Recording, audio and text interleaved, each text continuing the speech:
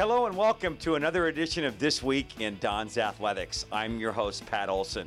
We open up with cross country. The women's cross country team won their fourth straight West Coast Conference championship this past Saturday in Portland. It marks the first time in history that any women's program has won four straight West Coast Conference titles. Eva Kirkova paced USF with a first place overall finish, joined by four of her teammates in the top 10 as USF literally ran away with the title. The men's team finished in fourth place overall, led by Jose Madera's 15th place finish. Here at Don's TV, we visited with head coach Helen Lehman Winters. It was nice to get up to the Pacific Northwest and experience true cross country in the rain and the mud. Our women were outstanding. I mean, I could not be happier with how they executed as a team. We had 5 women in the top 10. That's the first time we've ever done that. We had the individual individual champ with Eva Kirkova. And I mean, really just an outstanding performance all the way around. We had a great run by Elena Burkhardt, freshman of the year, who was runner-up. Alice Baker was huge. It was a huge PR and a great performance for her. And I mean, it was just solid across the board. I think what makes the championship so special is, obviously it's our fourth one, but we have 5 women in our program that have been part of all 4 of those teams, whether they were running or redshirting. Eva Kirkova, Chloe Treleaven, Alice Baker, Hillary Kygar, and Sophie Curl, who we redshirted this year. So those women have been kind of the anchor of our team and have really created the success that we've had over the last 4 years. And then obviously, you know, with the newcomers, Maor Tiori, 3 conference championships for her, and Laura Serb back in the mix for her first race of the season. So it's just a great mix all the way around on the women's side. What's it been like having such a talented team from top to bottom? Does it make it easier in that you know you're going to get results, or does it make it tougher because expectations are higher with such a talented group?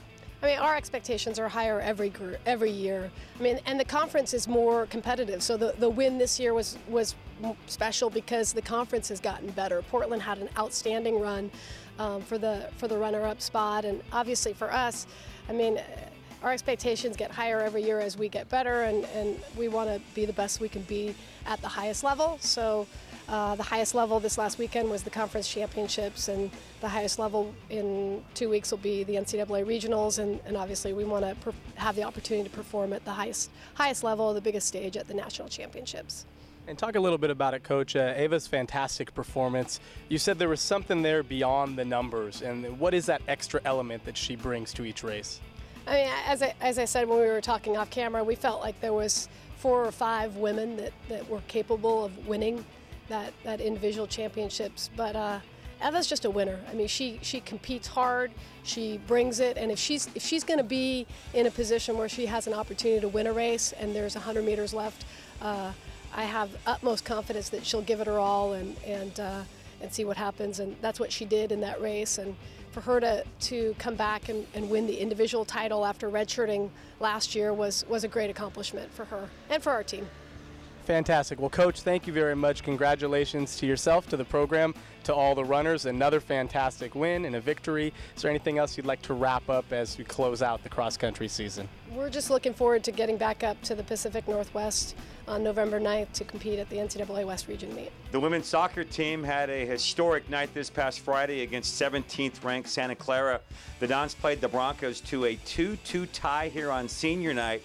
It marked the first time in program history that USF has claimed points from the Broncos. The Broncos led 2-0, but USF roared back to tie.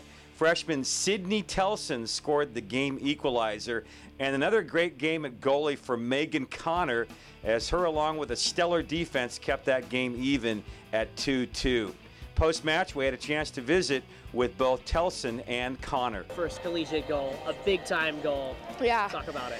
I have no words. I almost cried when I scored it. Ball was coming in. I was there in my position and I just headed it and it went in. I was just screaming, jumping for my team, and knew that we were just going to do so well in this game because of that. Just getting the header to tie it up to Santa Clara, in history to even tie them is amazing feeling. I'm on cloud million right now. I'm so happy. So it means a lot to just get that header to tie it up. I am just so proud that I could cry right now. I love my team so much, and we have worked so hard for this, and our coach said we haven't done this in something like 22 years against Santa Clara. I mean, they're number 17 in the country. This is just huge. I'm so happy, especially where I've come as a goalkeeper. I never imagined this. You made over 10 plus saves in the game. Yes. And your center backs were absolutely outstanding. Oh my gosh, Both yes. Lola and Hallie. Oh my gosh, they are amazing. They save me half that game. They do most of the work, and I just make a few saves, and most of the time they're the ones blocking the shots. They're the ones getting the ball out. They're the ones running up and down the field, and I owe everything to them. They're amazing, and they just worked so hard. I'm so proud of everybody. It's really sad. I mean, I walked into the locker room before the game today, and the girls all had stuff in there for us, and just notes and everything, and I started crying, and it's just amazing that they all worked so hard for us today, and they wanted it just as much as we did for our last game here, and I'd say that this is an amazing way to go out at Negoesco. And the women's soccer team will close out their campaign this Saturday. They'll be playing the Portland Pilots up in the Northwest, their final contest of the year. The women's volleyball team just swept Portland. They knocked off the Pilots in 3 straight sets this past Thursday here on the home floor inside One Memorial Gym. An overall great, strong performance by the team, led by 9 kills, 5 digs, and a .500 hitting percentage by sophomore Valentina Zaloznik. After the contest here at Don's TV, we caught up with both Zaloznik and head coach Gilad Duran. I feel like it was a really important game to win tonight after like 3 tough losses, and it was like a good confidence booster for like all the games that are coming, and I felt like we did really good today. Our passing was good, and therefore we ran our offense really good. We want to serve well and pass well and then run all our offense. I think all the players were hitting well, so got in front of our home crowd. We needed this one and find a way to finish game, so that was good. I don't think Portland played particularly well today, but I got to also give credit to our team to make them look the way they did. I felt like we worked a lot on our blocking system, because like especially on our to close the block, and I felt like we did that tonight really good. It wasn't that many balls that came between our hands, and I think we executed well. We blocked more than our average. We dug more than our average, and we aced them more than our average, and we hit over 300 for the match. I think if we can do this against any opponent, we'll end up with more wins. USF then fell on the road at St. Mary's. The Dons will look to turn things back around at home this week as they continue with rivalry week here on the Hilltop. The Dons host the Broncos Thursday, a 6:30 start at One Memorial Gym, and then on Saturday it's Gonzaga for a 1 o'clock start. And the men's soccer team will continue rivalry week as they host those Santa Clara Broncos. It's a 7 o'clock start this Friday at Negoesco Stadium. The Dons are off a Southern California trip. They lost Friday at San Diego, falling 2-1, then bounced back Sunday to tie Loyola Marymount, a 1-1 draw in Los Angeles.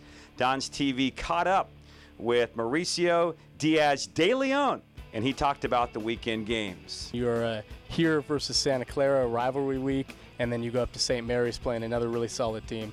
What do you look for in those 2 matches? I think we have to take it one game at a time, but focusing on Santa Clara home on Friday night under the lights is always a great atmosphere, and I think the students that have come out have created that, and our team should be excited for that. And it's always a battle against the Bay Area teams, Santa Clara, St. Mary's. They're always strong, and we're going to be on top of our game, so you guys should come out. The goal for the team is to finish top 3 in the conference, and I think everyone's buying into it starting today, first practice of the week. I think gathering as many points as we can these last 4 games, including this week's home and away game.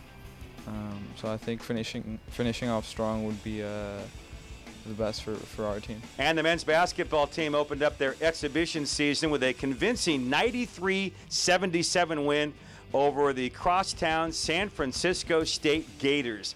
The Dons were led by forward Cole Dickerson, who poured in 21 points and hauled down 16 rebounds.